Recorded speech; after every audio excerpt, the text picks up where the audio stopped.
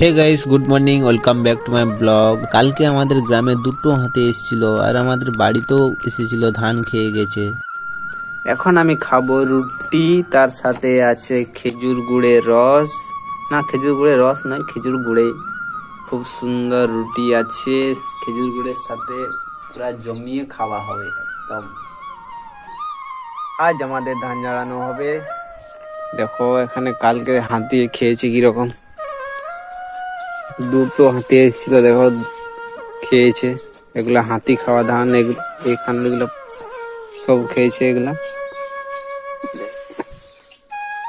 হাতি খাওয়া ধান, এগুলা কালকে এসেছিল, তো গাদার থেকে টেনে খেয়ে নিয়েছে।